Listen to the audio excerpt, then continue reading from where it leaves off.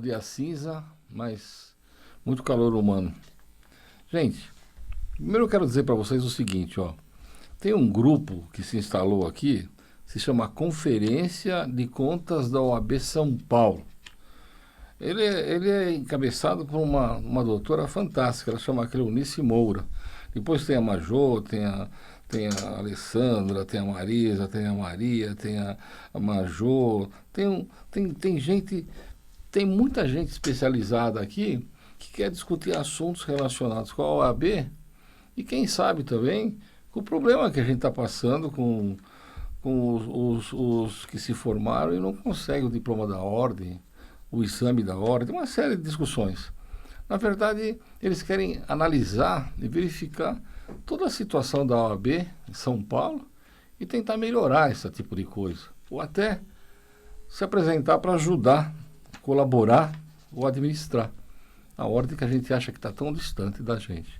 É importante, vamos lá então, procurem Conferência Contas OAB São Paulo e vamos ingressar nesse grupo aqui, tá? Depois eu deixo especificado.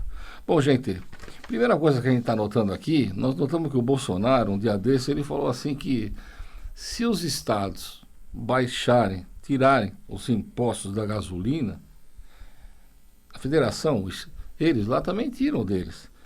Quando ele falou isso, deu um impacto na gente, porque poxa, a gente imaginava que o preço da gasolina que a gente paga, que é uma fortuna, estava atrelado ao valor da gasolina, ao mercado internacional. Gente, não é, não. Uma grande parte da gasolina que a gente enche o tanque lá vem imposto estadual que é maior que o federal. Só para você ter uma ideia, cada tanque de gasolina que a gente enche, estão levando R$ 96,5 de imposto. Ou seja, R$ 62 cobra o Estado e R$ 34,50 vai para a federação, vai para o governo federal. Gente, então a gasolina, na verdade, devia custar metade do preço. É por isso que quando eu fui para a Venezuela, lá a gasolina custava 60 centavos e nós pagamos aqui 5 contos. Gente, que absurdo, né? Como é que eles podem cobrar uma fortuna dessa, sabe? Deixar a gente praticamente pelado aqui. E o que eles fazem com esse dinheiro? O que o governador lá faz com a grana que ele embolsa daqui?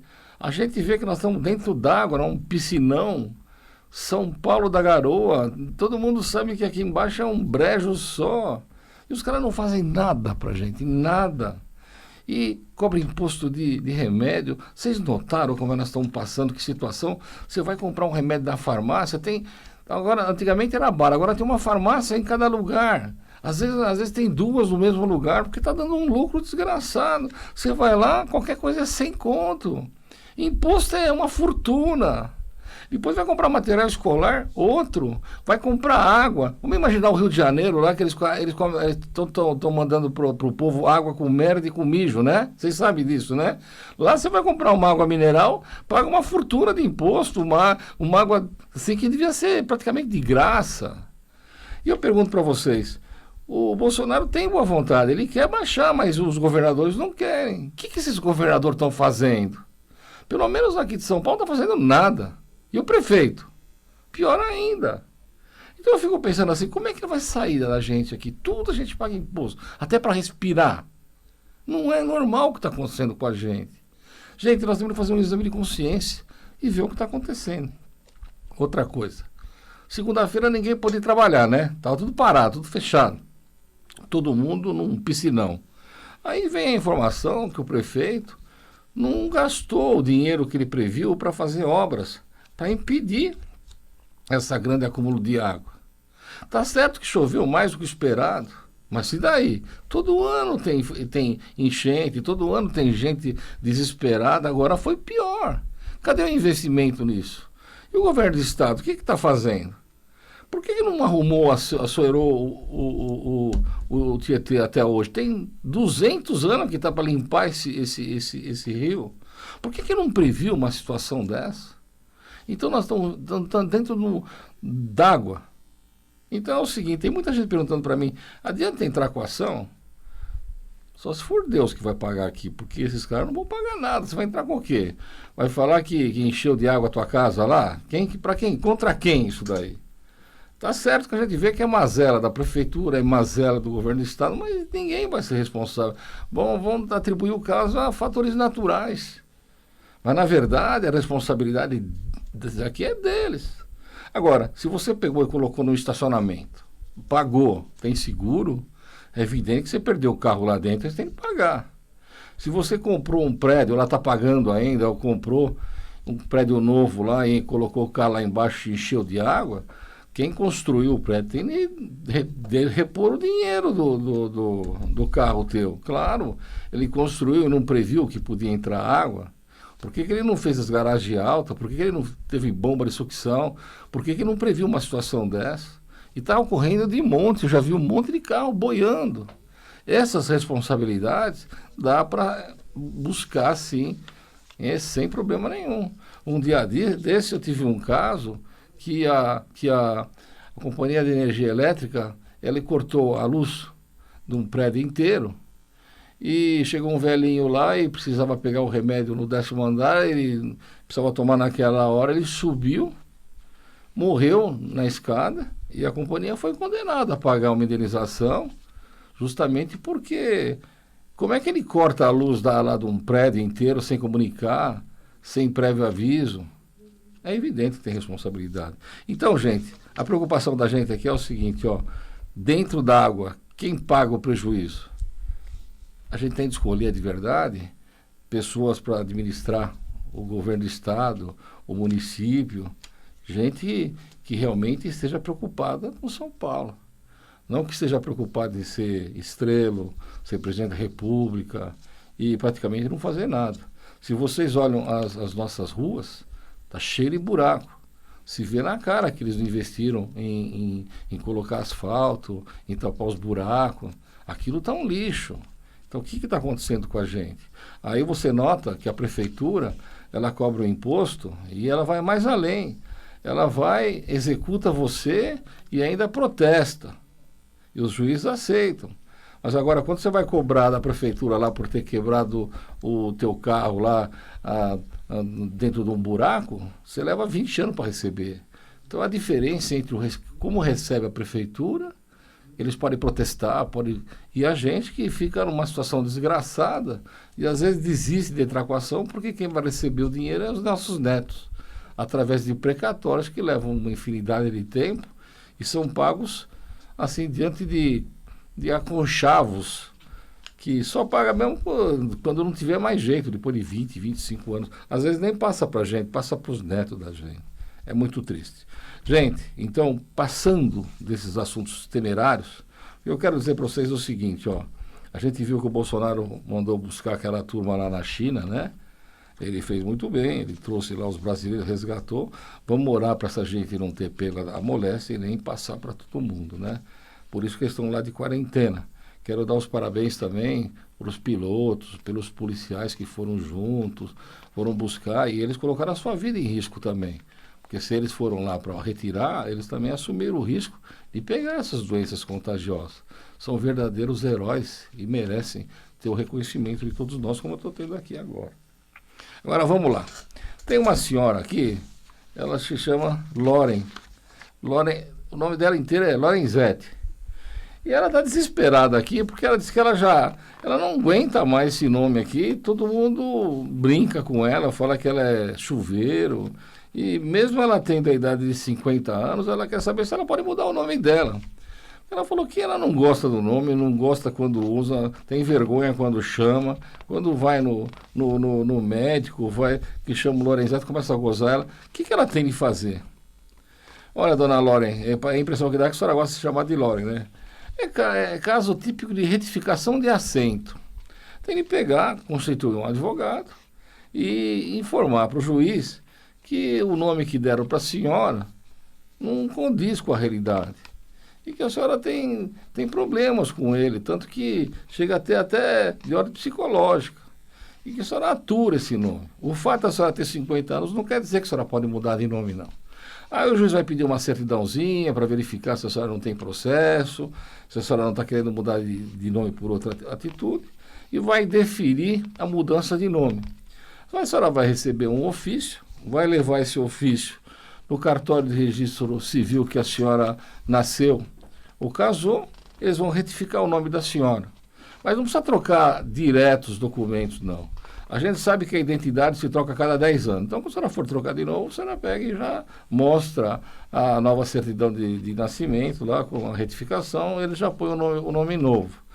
A habilitação, a mesma coisa. Quando a senhora for tirar passaporte, a senhora pega e exibe também essa certidão. Se ainda a senhora tiver o passaporte com o nome de Lorenzetti, a senhora leva aquele ofício do juiz também que houve a mudança, ou a própria certidão de nascimento com alteração, porque no verso está lá, que antigamente era conhecida e assinava Lorenzetti, e tem o nome novo, Loren, lá. Então, nessa situação, a senhora fica em paz.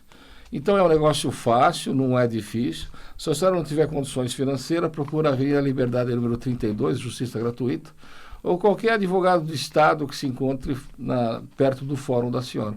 A senhora vai no fórum, vai lá, fala com o promotor de justiça da cidade. Olha, senhor promotor, eu quero mudar de nome, eu não aguento mais, ele vai mudar. Eu me lembro que eu tive um caso célebre, a menina se chamava Dirosdineide, olha que nome difícil. Na verdade, ela contou para mim que era uma junção dos 3 namorados que a mãe dela teve. Ela pegou a inicial dos 3 namorados da mãe e pôs o nome da filha. E a filha teve que carregar esse fardo. Acontece que ela estava se formando médica e ela tinha vergonha na escola de ser chamada por esse nome na hora que ela fosse receber o diploma, na festa lá de grau dela. Ela foi no escritório e falou, olha, a festa de grau é daqui 15 dias, eu tenho vergonha, eu não vou, como eu nunca fui em nada. Eu falei, não é assim não. Eu entrei com um pedido de retificação de nome e pedi uma tutela de emergência, falando para o juiz da Vara de Registros Públicos que ela tinha vergonha do nome e que ela não queria ir para a formatura, para a colação de grau, por causa que eu chamava ela de Rosdineide e ela não queria se chamar assim. O juiz deu uma liminar e mandou a universidade chamar ela com o nome acho que era Diana, o que ela escolheu. Eu me lembro que o reitor empenou, disse que já tinha constado lá, que ia ser de Rosdineide. Eu contei para o juiz deu uma penalidade para ele, se ele não fizesse isso, ele ia pagar uma multa. E ela, graças a Deus, ela foi chamada pelo nome lá, acho que de Diana, o nome que ela gostava, ficou feliz. E é gozado, gente, parece que ela renasceu, ela ficou até mais bonita. Então, se tem um nome feio, pelo amor de Deus, vamos trocar isso daí. O nome não é a gente que escolhe, são os pais. Mas cabe aos filhos essa alteração. Outra coisa, se o pai deu um nome horroroso para você e ele não quer mudar, quando você tiver 18 anos, você vai lá e muda. Nome é que a gente se sente bem. Não é aquilo que eles querem impingir para a gente. Deu para entender isso daí? Legal. A dona Maria também está preocupada aqui, que ela foi numa delegacia fazer uma representação, abriu um inquérito lá, disse que tinha um sujeito que estava entrando e saindo lá do sítio dela, e aí o delegado falou para ela abrir um interdito proibitório. Ela até escreveu interdito proibitório. E a dona Maria está querendo saber o que é isso, porque ela não sabe dizer o que é isso, parece um palavrão. Ó, dona Maria, interdito proibitório é um termo de uma ação que se propõe quando uma pessoa está criando problema para a senhora. Por exemplo, a senhora é um caso típico, a senhora tem um sítio, esse sujeito entra e sai do teu sítio, derruba a placa de propriedade, cria problema, já derrubou uma cerca. Na verdade, ele está fazendo atos preparatórios para, quem sabe, uma invasão. A senhora tem de pegar, definir quem é esse sujeito, que já deve ter o boletim de ocorrência lá na delegacia que a senhora abriu, e constituir um advogado e entrar com uma ação que se chama interdito proibitório, onde o juiz vai determinar uma multa para ele se ele continuar criando problema, se ele continuar invadindo a tua casa, se ele conseguir entrando e saindo da tua casa. E ele vai ter uma multa diária, tá? E também pode responder um procedimento criminal. Interdito proibitório é difícil, mas não é tanto, tá bom? Vamos lá, outra situação aqui. Tem uma senhora que está preocupada também, o caso dela é gozado. Ela tem 54 anos e ela contou para mim que ela está sofrendo muito aqui, estava sofrendo muito até ontem, né? Porque a mãe nunca contava para ela como era o nome do pai. Então ela ficou sofrendo esse tempo todo, porque ela queria conhecer o pai dela, queria saber quem era, e a mãe não contava. Aí ela contou que faleceu aliás, um tio dela estava morrendo e chamou ela de canto lá e contou, olha, o teu pai é fulano de tal. Tua mãe não quer falar, mas eu estou contando para você. Ele contou isso para ela, isso no leito de morte. O que ela fez? Ela correu, constituiu um advogado para poder fazer esse processo de investigação de paternidade. Mas acontece que o advogado, sei lá, o Rábula, Leigolei, sei lá que sujeito era esse, ficou com o dinheiro dela e não fez coisa nenhuma. Aí ela pagou e fez uma representação na OAB, mas continuava sabendo o nome do pai, mas não tinha informações. Aí ela conta que ela foi na Defensoria Pública, mas também que não fizeram nada lá, ou tinha muita fila, ou demorado, e ela estava agoniada. Aí ela foi no escritório, a gente ficou com pena dela, pedimos gratuidade para o juiz e pedimos a investigação de paternidade. Foi fácil de localizar, porque o sujeito tinha uma indústria lá, acho que era de fabricação de queijo em Minas Gerais. Tem indústria em 2 estados. Localizado o sujeito, entramos com a ação. E outra coisa, ela contou também que ela estava doente. E exibiu um laudo médico dizendo que ela estava impossibilitada do trabalho. Então, o que nós fizemos? Nós entramos com uma ação de investigação de paternidade acumulada com ação de alimentos. Por quê? Porque no momento em que o juiz declarar que ele é o pai dela, ou seja, for feito o exame de DNA, nesse momento o juiz já pode fixar alimentos provisórios. Porque o pai tem a obrigação de alimentar o filho se o filho é doente e não tem condições de trabalho. É um dever do pai mesmo que o filho tenha 24, 25, 26, 30 anos. Vamos imaginar um querido filho especial. Um filho especial, se ele tiver... desde o nascimento, o pai vai ter de alimentar ele a vida inteira, até que o filho morra. Porque não vai ter condição de trabalho, ele não vai ter condição de sobrevivência, e o pai vai ter de ajudar, sim. Embora tenha outros meios que podem ajudar também essa criança. Então, o pai sempre tem obrigação.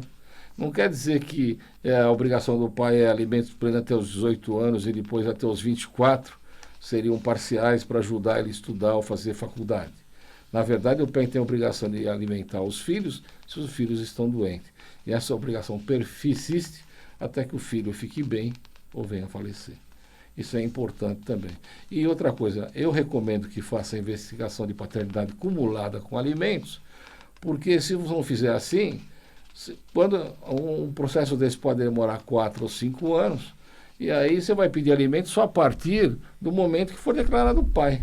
Agora, se você já pede na investigação de paternidade, quando o sujeito for declarado pai ou sair o exame de DNA dizendo que ele é o pai, ele vai ter de pagar os alimentos que o juiz fixar a partir do dia que ele foi citado, ou seja, retroage à época da citação. Se ele enrolou 4 anos para ser declarado pai, não foi no exame, criou problema, ele vai ter de pagar os 4 anos mais a continuidade lógica até que a pessoa se restabeleça, até que o filho restabeleça. Isso é importante vocês saberem. E como é que a gente tem que fazer isso? Tem de procurar um advogado que você conhece, ou tem de procurar a justiça gratuita, ou tem de procurar a Defensoria Pública. Isso é muito importante. Outra coisa que tem aqui, a dona Flávia está preocupada porque ela falou que ela não sabe o que é comoriência e que tem um inventário, que tem uma discussão a esse respeito. A comoriência de verdade é quando simultaneamente diversas pessoas da mesma família falecem. E existe a discussão para saber quem morreu primeiro, para poder saber a sucessão, o direito de sucessão. Hoje em dia isso daqui é bem fácil, antigamente era difícil, mas hoje é bem fácil. Como é que a gente estabelece uma situação dessa? Vamos imaginar que num acidente de carro morra o pai, a mãe e um filho. É evidente que, pela situação dos 3 naquele momento, o médico pode prever quem morreu primeiro deles. Vamos imaginar que um lá pegou uma batida lá, perdeu a cabeça, o outro morreu depois no hospital. É evidente que vai ser decidido o horário de morte de cada um e a possibilidade de ocorrência. E esse tipo de situação é importante para que se desvende no inventário, no arrolamento, qual o direito de cada um e quem tem direito para cada um e como transfere a herança para cada um.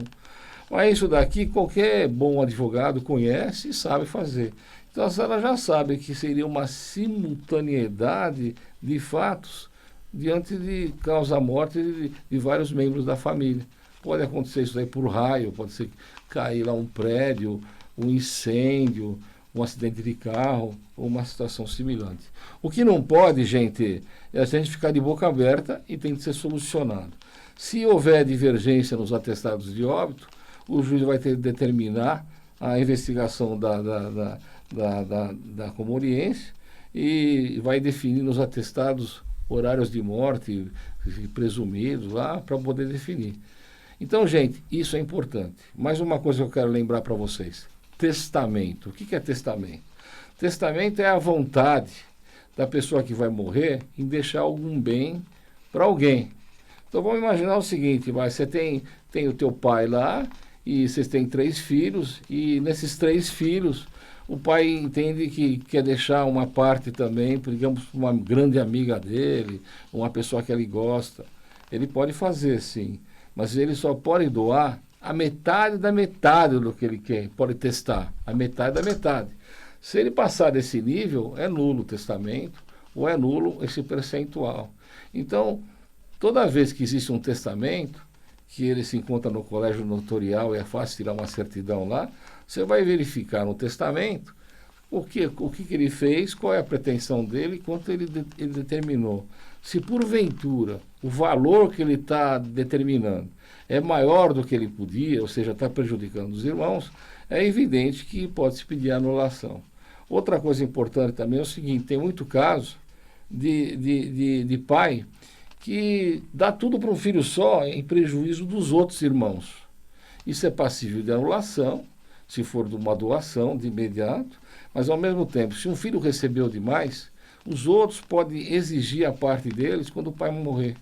Por exemplo, o pai deu 3 casas para um e não deu nenhuma casa para os outros. É evidente que esse que recebeu 3 casas vai ter que devolver para os outros irmãos a parte cabente de cada um. E existe essa ação, é facinho de fazer. O grande importante para vocês é exigir seus direitos. A importância é muito grande. Como a gente paga imposto e a gente vê que não volta nada para a gente, paga para a prefeitura e está cheio de buraco, paga para a prefeitura e vê esse tipo de situação toda.